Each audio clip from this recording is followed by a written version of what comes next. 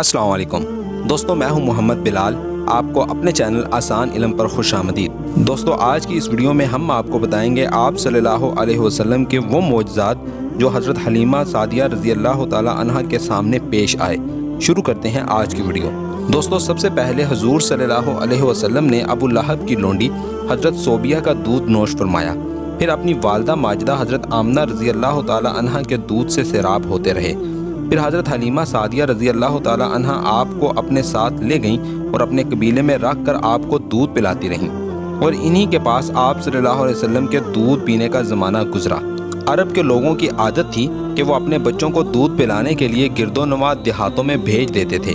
دیہات کی صاف ستھری آب و ہوا میں بچوں کی تندرستی اور جسمانی صحت بھی اچھی ہو جاتی تھی، اور وہ خالص اور فصیح عربی زبان بھی سیکھ جاتے تھے، کیونکہ شہر کی زبان باہر کے آدمیوں کے میل جول سے خالص اور فصیح و بلیغ زبان نہیں رہا کرتی۔ حضرت حلیمہ رضی اللہ تعالی عنہ کا بیان ہے کہ میں بنی سعد کی عورتوں کے ہمراہ دودھ پینے والے بچوں کی تلاش میں مکہ کو چلی۔ اس سال عرب میں بہت سخت کال پڑا ہوا تھا۔ میری گود میں ایک بچہ تھا، مگر فقر و فاقہ کی وجہ سے میری چھاتیوں میں اتنا دودھ نہ تھا جو اس کو کافی ہو سکے۔ رات بھر وہ بچہ بھوک سے تڑپتا اور روتا بلبلاتا رہتا، اور ہم اس کی دلجوئی اور دلداری کے لیے تمام رات بیٹھ کر گزارتے تھے۔ ایک اونٹنی بھی ہمارے پاس تھی، مگر اس کے بھی دودھ نہ تھا۔ مکہ مکرمہ کے سفر میں جس خچر پر میں سوار تھی وہ بھی اس قدر لاغر تھا کہ قافلہ والوں کے ساتھ نہ چل سکتا تھا۔ میرے ہمراہی بھی اس سے تنگ آ چکے تھے۔ بڑی بڑی مشکلوں سے یہ سفر طے ہوا۔ جب یہ قافلہ مکہ مکرمہ پہنچا، جو عورت رسول اللہ صلی اللہ علیہ وسلم کو دیکھتی اور یہ سنتی کہ یہ یتیم ہے تو کوئی عورت آپ کو لینے کے لیے تیار نہیں ہوتی تھی، کیونکہ بچے کے یتیم ہونے کے سبب سے زیادہ انعام و اکرام ملنے کی امید نہیں تھی۔ ادھر حضرت حلیمہ سعدیہ رضی اللہ تعالی عنہ کی قسمت کا ستارہ ثریا سے زیادہ بلند اور چاند سے زیادہ روشن تھا۔ ان کے دودھ کی کمی ان کے لیے رحمت بن گئی، کیونکہ دودھ کم دیکھ کر کسی نے ان کو اپنا بچہ دینا گوارا نہ کیا۔ حضرت حلیمہ سعدیہ رضی اللہ تعالی عنہ نے اپنے شوہر حارث بن عبدالعزیز سے کہا کہ یہ تو اچھا نہیں معلوم ہوتا کہ میں خالی ہاتھ واپس جاؤں، اس سے تو بہتر یہی ہے کہ میں اس یتیم کو ہی لے چلوں۔ شوہر نے اس کو منظور کر لیا، اور حضرت حلیمہ رضی اللہ تعالی عنہ اس در یتیم کو لے کر، جس سے صرف حضرت حلیمہ رضی اللہ تعالی عنہ اور حضرت آمنہ رضی اللہ تعالی عنہ ہی کے گھر میں نہیں بلکہ کائنات عالم کے مشرق و مغرب میں اجالا ہونے والا تھا۔ یہ خداوند قدوس کا فضل عظیم ہی تھا کہ حضرت حلیمہ رضی اللہ تعالی عنہ کی سوئی ہوئی قسمت بیدار ہو گئی، اور سرور کائنات صلی اللہ علیہ وسلم ان کی آغوش میں آ گئے۔ اپنے خیمے میں لا کر جب دودھ پلانے بیٹھیں تو بران رحمت کی طرح برکات نبوت کا ظہور شروع ہو گیا۔ خدا کی شان دیکھیے کہ حضرت حلیمہ رضی اللہ تعالی عنہ کے مبارک پستان میں اس قدر دودھ اترا کہ رحمت عالم صلی اللہ علیہ وسلم نے بھی اور ان کے رضائی بھائی نے بھی خوب شکم سیر ہو کر دودھ پیا، اور دونوں آرام سے سو گئے۔ ادھر اونٹنی کو دیکھا تو اس کے تھن دودھ سے بھر گئے تھے۔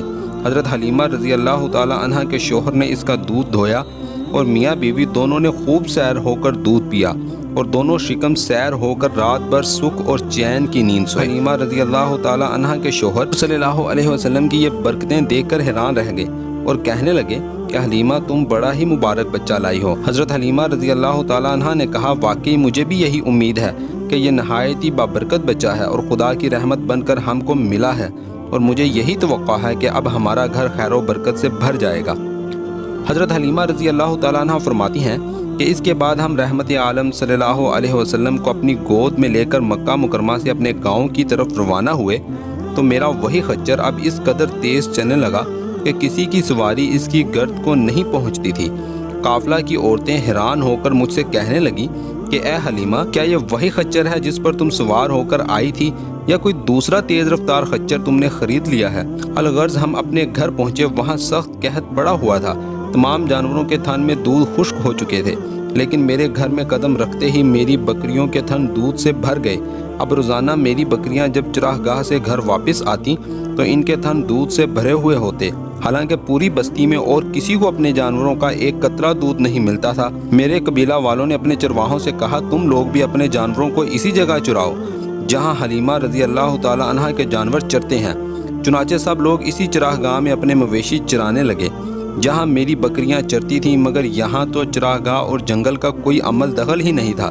یہ تو رحمت عالم صلی اللہ علیہ وسلم کے برکات نبوت کا فیض تھا جس کو میں اور میرے شوہر کے سوا میری قوم کا کوئی شخص نہیں سمجھ سکتا تھا۔ اسی طرح ہر دم ہر قدم پر ہم برابر آپ صلی اللہ علیہ وسلم کی برکتوں کا مشاہدہ کرتے رہے، یہاں تک کہ 2 سال پورے ہو گئے اور میں نے آپ کا دودھ چھڑوا دیا۔